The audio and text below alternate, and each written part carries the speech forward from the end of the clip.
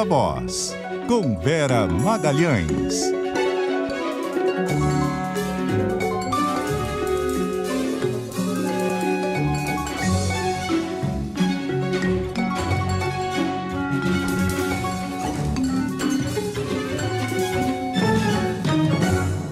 Vera Magalhães, um pouquinho mais tarde hoje, porque a gente estava acompanhando essa coletiva, mas já está aqui com a gente. Tudo bem, Vera? Boa noite. Boa noite, Carol. Boa noite, Muniz, e a todos. Também me salvaram, porque eu estava voltando de uma conversa ali na esplanada dos ministérios, atrasada, então essa entrevista veio bem a calhar. Foi o timing perfeito, né, Vera? Foi. Boa noite. Boa noite. Deus ajuda quem trabalha, Vera. Vamos repercutir essa notícia do fim de semana, que foi a troca no comando do Exército. Vera, hoje o presidente Lula falou a respeito lá na Argentina, né? Disse que não tinha como dar certo a relação com o ex-comandante do Exército e escolheu um nome um pouco mais alinhado ao que pensa Lula e o atual governo sobre o papel das Forças Armadas, né? Exatamente, Carol. O general Dutra, que foi exonerado do comando do Exército e que passou poucos dias, portanto, apenas à frente da corporação, à frente da força, ele não é considerado pelo governo, nem pelo presidente, nem pelos ministros, como um alinhado da tentativa de golpe ou como alguém com ali propensões golpistas, mas a ideia que se tem dele, e eu colhi isso muito em conversas aqui em Brasília hoje, é de alguém que no mínimo não teve autoridade para conter os golpistas dentro da tropa e para impor uma ordem e a ideia de que existia um governo eleito democraticamente, que já tinha tomado posse, que, portanto, o Exército deveria, na sua inteireza, lealdade a este presidente eleito. Então, havia uma relação de desconfiança entre o presidente e ele, que não seria facilmente restabelecida, e a gota d'água simbólica foi a resistência que ele demonstrou em demover de uma posição de comando que foi dada a ele o ex-ajudante de ordens do ex-presidente Jair Bolsonaro, o coronel Cid, que foi designado nos últimos dias, tenente-coronel, né, Mauro Cid, que foi designado nos últimos dias do governo anterior para comandar um batalhão de ações de comando em Goiânia. Então, isso era um ponto de honra ali para o Lula, uma espécie de último teste de fidelidade, de lealdade ali, no qual o general Dutra não passou. E aí ele foi trocado pelo comandante militar aqui do Sudeste, o general Tomás, que agora é o novo comandante do Exército, e se espera que ele tome a providência de fazer isso, de tirar o ex-ajudante de ordens de Bolsonaro dessa posição de chefia, até porque ele é investigado no inquérito da Polícia Federal, que apura ali aquela live promovendo fake news contra as urnas eletrônicas que o Bolsonaro fez, e também que ele tire outras pessoas em postos de comando cuja atuação foi no mínimo dúbia no dia 8 de janeiro. Um dos principais, o general Gustavo Henrique Dutra, que é o comandante do Planalto e cuja atuação também está ali sendo escrutinada pelo governo, e com várias pessoas com as quais eu conversei hoje, mostram que não houve um empenho por parte do comandante da Lei de Operações do Planalto de proteger o prédio, isso que o Lula já falou em entrevista e que cada vez mais aparece nas apurações que são feitas aqui. Então tem alguns postos que ainda vão ser objeto de troca de titulares e que aí com isso o governo espera retomar o comando sobre o Exército e que o Exército saia dessa posição de flerte, para usar uma palavra suave, com ideias golpistas que ele teve nos últimos meses. E enquanto isso, né, Vera, vão avançando aí as investigações a respeito dos ataques lá do dia 8 de janeiro. Hoje teve a PGR apresentando novas denúncias, o ministro Alexandre de Moraes mandando abrir mais inquéritos. Isso tudo vai avançando também em meio a toda essa decisão do governo dessa limpa aí que está sendo feita, né? A ideia agora é estabelecer exatamente as condutas, né, particularizar essa imputação das condutas e o papel de cada um. Por isso, desmembrar em vários inquéritos, Muniz, para que a parte do comando fique bem caracterizado, o financiamento fique bem caracterizado e as ações de cada um dos que estiveram na linha de frente dos atos terroristas igualmente. Então, dar a cada um o seu quinhão de participação naquilo que quase resultou num golpe de Estado.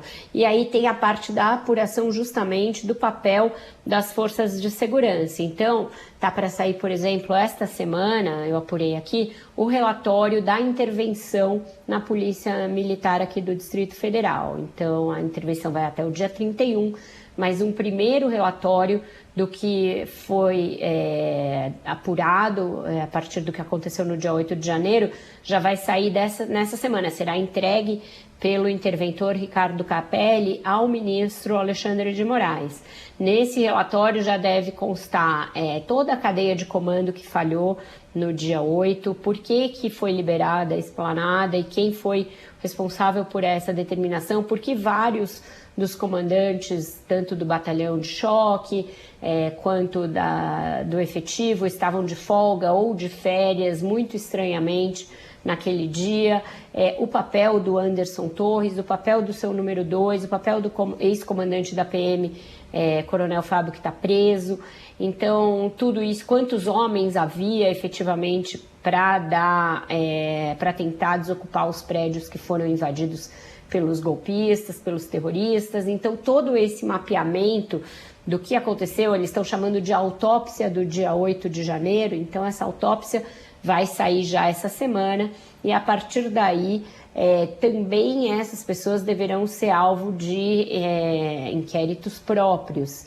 Como muitos são militares, policiais militares ou militares do Exército, essas investigações devem acontecer também dentro das suas corporações. Então, na corregedoria da PM aqui do DF já tem uma série de investigações em curso e outras serão abertas para apurar essas responsabilidades. Então, a fase final, que eu apurei também é que muito provavelmente a intervenção não será prorrogada, havia essa possibilidade, e que agora é quase 100% de decisão que ela não será prorrogada, ela se encerra, portanto, no dia 31 de janeiro, e aí o que se espera é que a governadora em exercício, que continuará mesmo depois da intervenção, porque o afastamento do governador Ibanez Rocha, não é um ato da intervenção, é um ato do ministro Alexandre de Moraes, e que é um ato de um afastamento por 90 dias, então ele continuará para depois da intervenção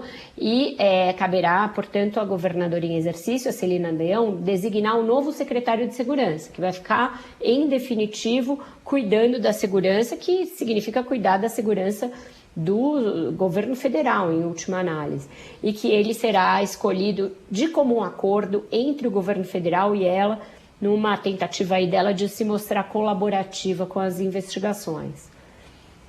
Vera, vamos falar dessa viagem do Lula à Argentina, a primeira viagem internacional de peso, já mostrando uma guinada na política externa brasileira, e o assunto que dominou as conversas foi essa questão da moeda comum, né?